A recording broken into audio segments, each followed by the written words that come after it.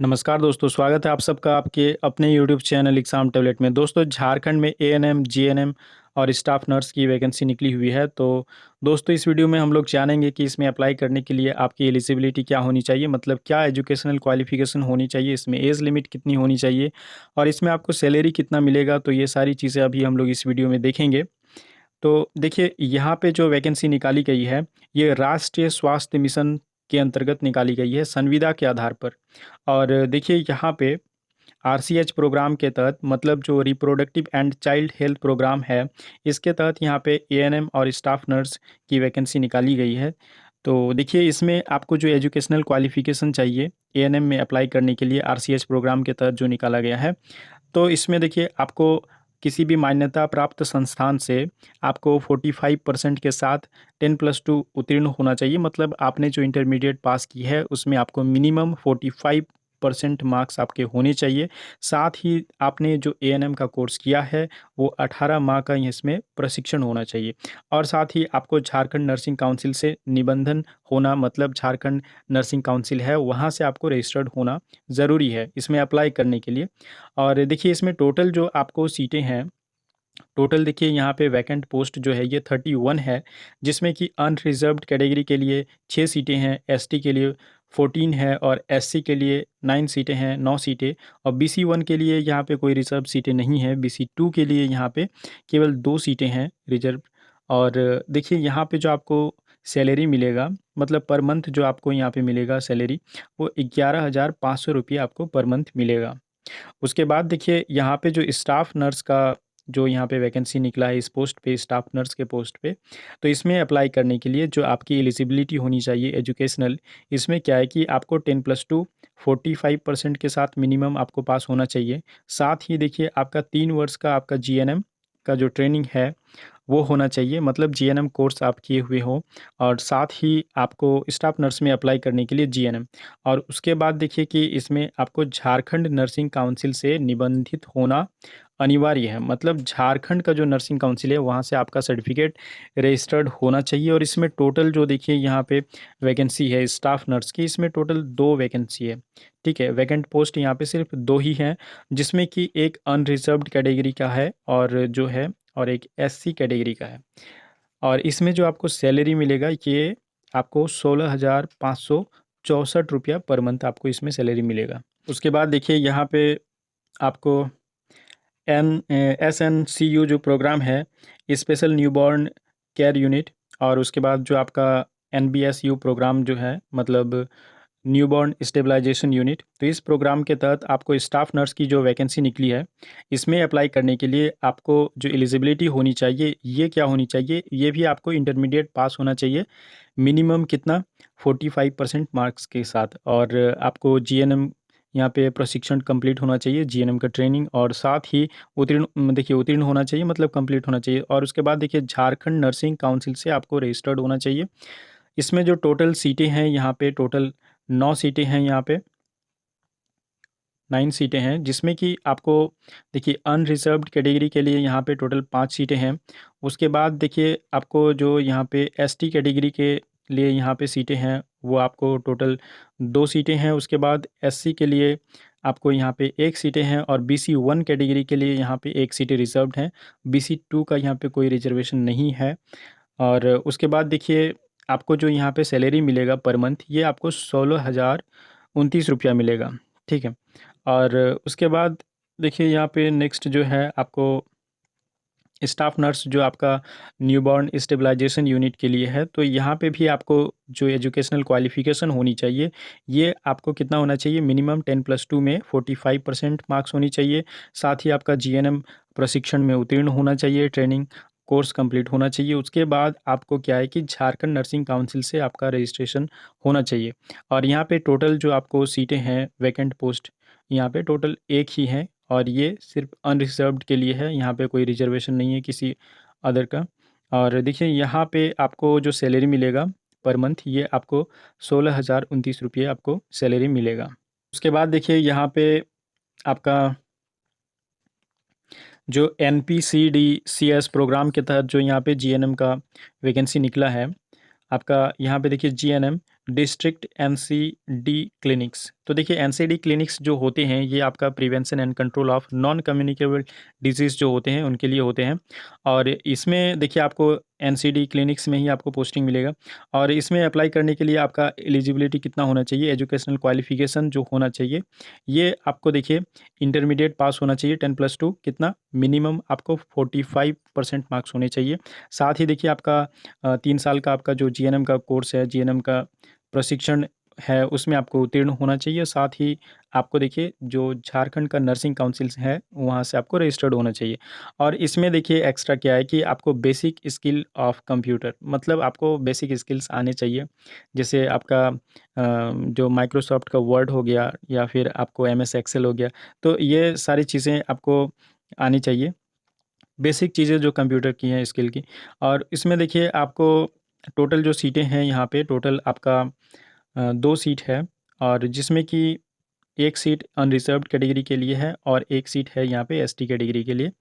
और देखिए इसमें जो आपको सैलरी मिलेगा ये 18,900 रुपये यहाँ पे आपको सैलरी मिलेगा। तो देखिए इतने सारे यहाँ पे पोस्ट पे एएनएम और जीएनएम की यहाँ पे वैकेंसी निकली हुई है, जो कि आपका राष्ट्रीय स्वास्थ्य मिशन के अंतर्गत यहाँ पे संविदा के तहत आपको यहाँ पे लिया जाएगा। और देखिए इसमें आपको जो एज लिमिट है वो कितनी है, तो देखिए यहाँ पे देख लेते हैं कि इसमें आपको एज लिमिट कितना है। तो देखिए यहाँ पे जो सामान्य कैटेगरी से बिलोंग करते हैं, मतलब जो जनरल कैटेगरी से बिलोंग करते हैं, उनके लिए यहाँ पे जो आयु सीमा है, न्यूनतम आयु सीमा सबके लिए जो है यहाँ पे मिनिमम 21 ईयर्स है। मतलब इससे कम है तो आप किसी भी कैटेगरी से हो इसमें अप्लाई नहीं कर सकते हैं अगर 21 साल से कम है आपका एज। और देखिए सामान्य जो कैटेगरी से बिलोंग करते हैं, जनरल कैटेगरी से, उनकी जो एज लिमिट है अधिकतम, तो ये आपका 35 ईयर्स है। और जो दिव्यांग है उनके लिए, जो जनरल कैटेगरी से हैं और दिव्यांग हैं, तो उनके लिए यहाँ पे 40 ईयर्स एज लिमिट है। और जो जनरल कैटेगरी से बिलोंग करते हैं तो उनके लिए एज लिमिट जो है ये 35 है। उसके बाद देखिए आपका जो पिछड़ा वर्ग से जो बिलोंग करते हैं या फिर अत्यंत पिछड़ा वर्ग से, तो उनके लिए यहाँ पे जो आयु सीमा है ये 37 ईयर्स है। और उसके बाद जो अनुसूचित जाति या फिर अनुसूचित जनजाति के पुरुष या फिर महिला दोनों, मेल या फिर फीमेल, इनके लिए जो एज लिमिट है यहाँ पे ये 40 ईयर्स है। 40 साल से आपका एज ज़्यादा नहीं होना चाहिए। और देखिए उसके बाद जो यहाँ पे क्या है कि महिला, सामान्य वर्ग या फिर पिछड़ा वर्ग एवं अत्यंत पिछड़ा वर्ग, तो इसके लिए आपको एज लिमिट क्या है, ये 38 ईयर्स है। देखिए एक चीज़ ध्यान देने वाली बात है कि यहाँ पे देखिए बहुत सारी यहाँ पे वैकेंसियाँ निकली हैं। तो यहाँ पे जो एज लिमिट की बात की कही गई है, देखिए जनरल कैटेगरी के, तो यहाँ पे पुरुषों की बात कही गई है और यहाँ पे देखिए महिला की बात की गई है।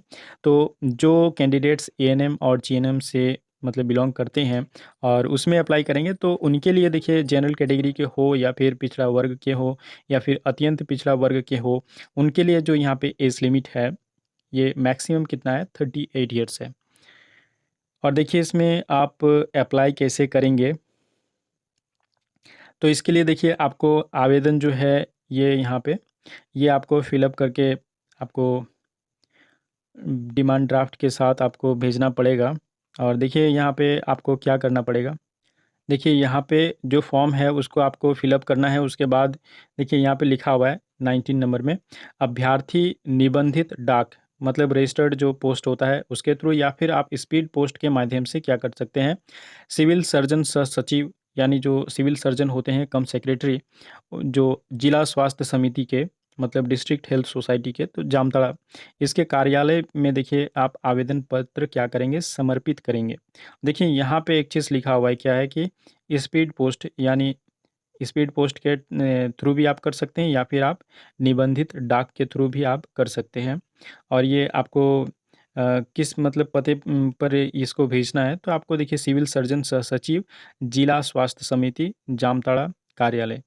और उसके बाद देखिए यहाँ पे आपको आवेदन शुल्क कितना लगेगा, तो देखिए आपको आवेदन शुल्क जो लगेगा ये आपको जो जनरल कैटेगरी से बिलोंग करते हैं और जो अन्य पिछड़ा वर्ग से बिलोंग करते हैं उनके लिए यहाँ पे 400 रुपये यहाँ पे फ़ी लगेगा। और ये फ़ी देखिए बैंक ड्राफ्ट के रूप में लगेगा। और जो कैंडिडेट्स अनुसूचित जाति या फिर अनुसूचित जनजाति के वर्ग के हैं, उनको यहाँ पे जो फ़ी लगेगा ये 200 रुपये यहाँ पे फ़ी लगेगा। और ये किस रूप में लगेगा? बैंक ड्राफ्ट के रूप में लगेगा। और देखिए आपको जो बैंक का ड्राफ्ट बनाना है, यानी डिमांड ड्राफ्ट जो आपको बनाना है वो किसके नाम पे बनाना है?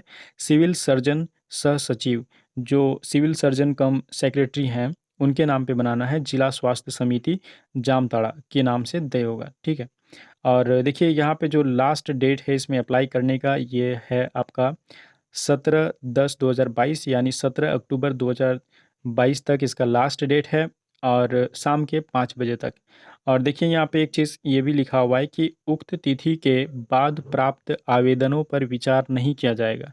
और अगर इससे आप थोड़ा सा भी लेट करते हैं, जैसे यहाँ पे लिखा हुआ है कि 17 अक्टूबर 2022 शाम के 5 बजे, तो शाम के 5 बजे के बाद अगर आपको पहुँचता है 17 तारीख को, तो यहाँ फिर उस पे कोई विचार नहीं किया जाएगा, उसको नहीं लिया जाएगा। और दोस्तों देखिए इसमें आपका सिलेक्शन क्या होगा? तो सिलेक्शन जो इसमें प्रोसेस है, ये क्या है कि देखिए यहाँ पे लिखा हुआ है कि विज्ञप्ति अर्हता योग्यता के अनुरूप समिति द्वारा शॉर्टलिस्टेड अभ्यर्थियों को आगे की चयन प्रक्रिया लिखित परीक्षा या फिर अंतर्वीक्षा, मतलब जो इंटरव्यू, इसी को बोलते हैं हिंदी में अंतर्वीक्षा बोलते हैं इंटरव्यू को, जो भी मान्य हो में सम्मिलित किया जाएगा। मतलब देखिए कहने का अर्थ यही है कि पहले जो भी कैंडिडेट्स इसमें अप्लाई करेंगे उनको शॉर्टलिस्टेड किया जाएगा, और उसके बाद जो चयन प्रक्रिया होगा, देखिए चयन प्रक्रिया लिखित परीक्षा या फिर इंटरव्यू के आधार पर होगा। और देखिए ये 13 नंबर में लिखा हुआ है। और एक चीज़ क्या लिखा हुआ है यहाँ पे आप देख सकते हैं 16 नंबर पे, अभ्यर्थियों का चयन शैक्षणिक एवं तकनीकी परीक्षाओं में प्राप्त प्राप्तांक, लिखित परीक्षा, स्किल टेस्ट, एक या एक से अधिक जो लागू हो के आधार पर किया जाएगा। देखिए यहाँ पे 13 नंबर में आपने क्या देखा कि आपको जो पहले शॉर्टलिस्ट किया जाएगा कैंडिडेट्स को, उसके बाद फिर क्या होगा, आपका लिखित परीक्षा होगा या फिर आपका अंतर्वीक्षा होगा, मतलब इंटरव्यू होगा। इसी के आधार पर आपको यहाँ पे चयन किया जाएगा। और यहाँ पे देखिए आपको जो 16 नंबर है इसमें क्या बोलता है कि अभ्यर्थियों का जो चयन किया जाएगा ये कैसे किया जाएगा? तो शैक्षणिक एवं तकनीकी परीक्षाओं में प्राप्त प्राप्तांक, मतलब जो भी आपने एजुकेशनल आपकी जो पढ़ाई है, मतलब जैसे आपने एएनएम अगर किया है तो वहाँ पे जो आपका शैक्षणिक प्राप्तांक है, अगर आपने जीएनएम किया है तो उसमें जितने मार्क्स लाए हैं उस हिसाब से, और फिर आपका जो स्किल जो टेस्ट हुआ है उसके उसमें जितने आपने मार्क्स लाए हैं, तो उस हिसाब से आपको यहाँ पे क्या होगा, एक या एक से अधिक जो लागू हो। मतलब अगर आपका शैक्षणिक सिर्फ मार्क्स देखा जाएगा तो सिर्फ शैक्षणिक ही देखा जाएगा। उसके बाद हो गया कि आपको उसमें अगर स्किल टेस्ट भी इंक्लूड करें तो उसमें भी आपको देखा जाएगा कि इन दोनों में आपने कितना मार्क्स लाया है, एएनएम या फिर जीएनएम जिसमें भी आप अप्लाई कर रहे हैं उसमें। और उसके आधार पर क्या किया जाएगा, देखिए चयन किया जाएगा। तो देखिए यहाँ पे मतलब कंफर्म नहीं है कि आपका एग्ज़ाम होगा या फिर आपका सिर्फ मेरिट के जो आपने मार्क्स लाए हैं उसका मेरिट लिस्ट बनाया जाएगा, जो भी आपने कोर्स किए हैं उसके हिसाब से।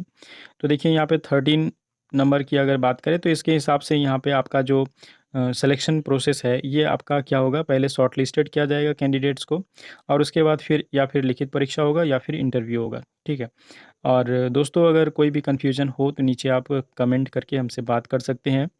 और वीडियो को अंत तक देखने के लिए बहुत बहुत धन्यवाद। वीडियो को लाइक करें, शेयर करें, और अगर आप हमारे इस चैनल में नए व्यूअर हैं तो हमारे इस चैनल को ज़रूर सब्सक्राइब कर लें और बेल आइकन को भी प्रेस कर लें, ताकि जब भी मैं वीडियो अपलोड करूं तो सबसे पहले इसका नोटिफिकेशन आपको मिल पाए।